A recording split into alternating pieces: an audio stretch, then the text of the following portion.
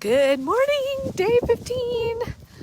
We're not going to see the sun again today. We're getting snow this weekend. And yesterday, I was so, my mind was so busy, I actually forgot to take pictures.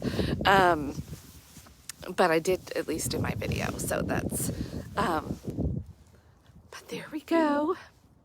Snow clouds behind us. And it is coming down a little bit, not significantly enough that I think you'll be able to see it. Maybe if it crosses my glove. I don't know. Anyway, it doesn't matter. I'm just staying close to home this morning because I'm enjoying being by the roaring fire this morning. And I'm probably going to go back in and do that. But you know, it's just, there is something magical for me being out this early. I love being up early, but to even get outside of myself, get connected to nature, to God's world, is very grounding for me.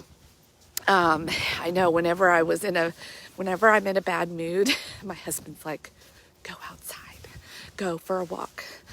Anyway, I won't go down. I was really trying to reflect on what I would talk about this morning and what God was really trying to, like so many things are rattling in this little noggin of mine that I'm going to have to write some things down or journal a lot because I'm not fully even understanding, anyway. What came to my mind this morning was legacy. That's a lot of my own journey, like thinking about that, sort of having those deathbed conversations with myself. About 5 years ago, it really started in earnest. Like, what are you doing, Felicia? What, like, if you were to die tomorrow, what would people say? And maybe what it had even prompted it was going to a few funerals and hearing things like they were fan, such and such team, they were a fan, and there wasn't a lot more.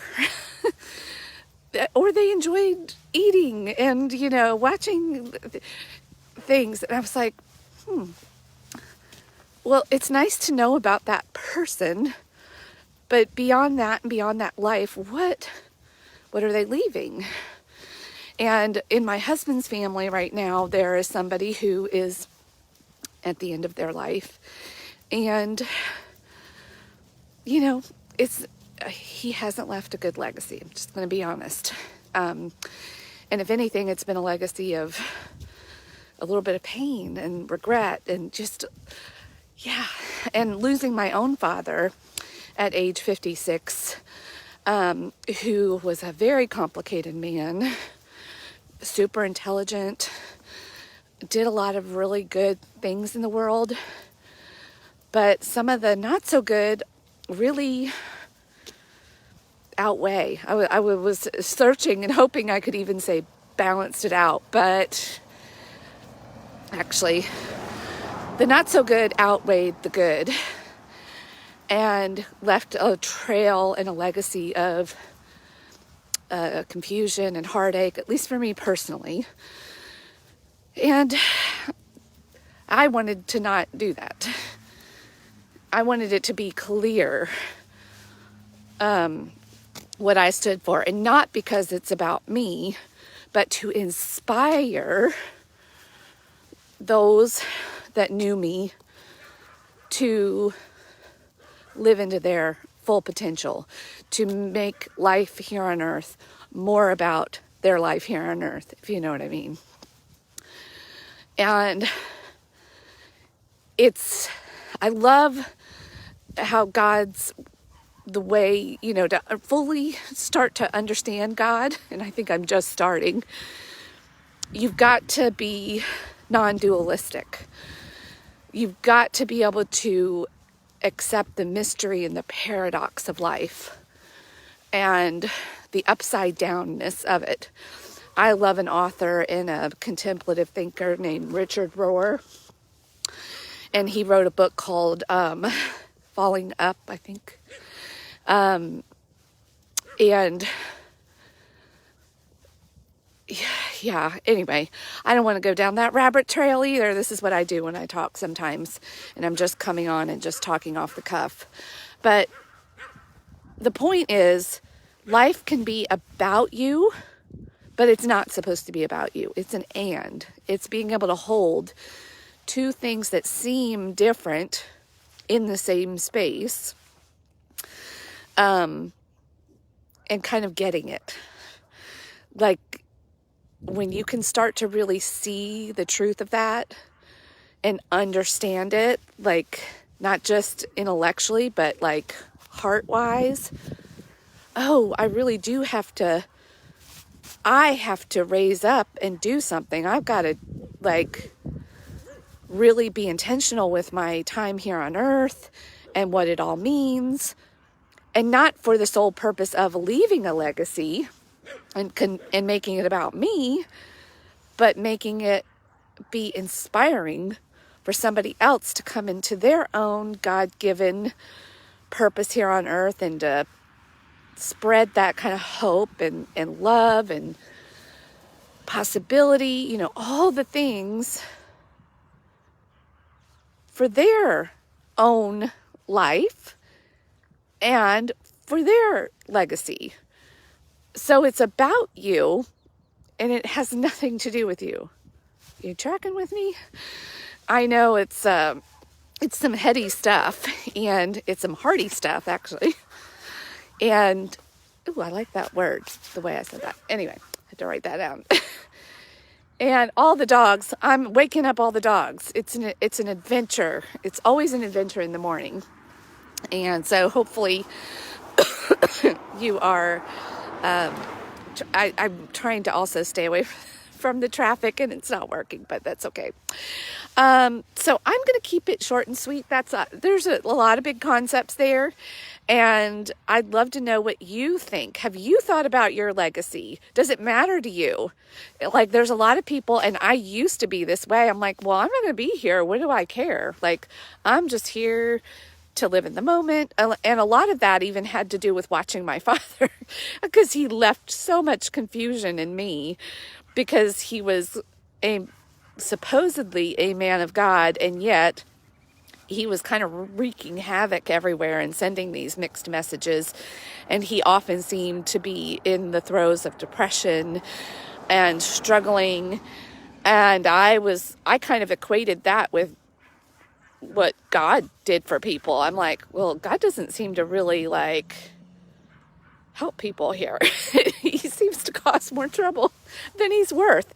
So I'm just going to live for the moment, stay in the shallow. Like, this is really, YOLO. You only live once, live for the moment. Sort of a hedonistic approach that I had in my in my probably teens and early adult years. And then I became a mama. And then all of a sudden, things started to change. Imagine that. When you birth new life, and the love that you thought you weren't even capable of happens, and then you start to think about their futures and what you're responsible for. And then you got some skin in the game of the bigger picture of life. And now, at turning age 50 in a few months, and even in my 40s, starting to really live in that tension of, but I want this, but I want that. And you can't have it all. You can't serve two masters, but trying to for almost a decade. My cute hat is coming off.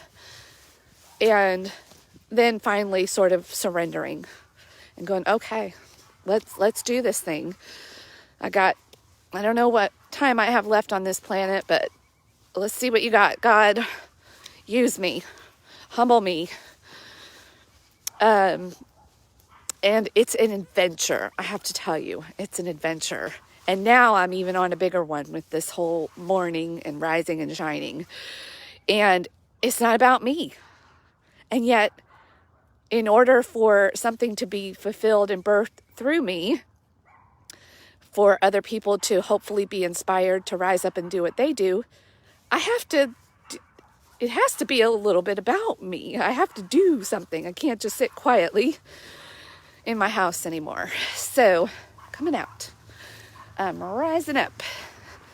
And hopefully I am making your brain do a little noodling in your heart as well. And we're connecting maybe that noodle down a little bit. So I'd love to know what your thoughts are about legacy. Have you thought about it? Do you care about it? Do you want to not care about it? Do you care about it? And now you're like, oh shit. What? Yeah. All right. Happy Saturday, the 15th. Go rise and shine. I'm going to go. I think it will be a good day to actually get out and get a hike with the doggos, even with the snow and the cold. All right. Thank you. I will see you bright and early tomorrow. The adventure of being a morning sunrise, meeting God in the morning sunrise. All right, bye.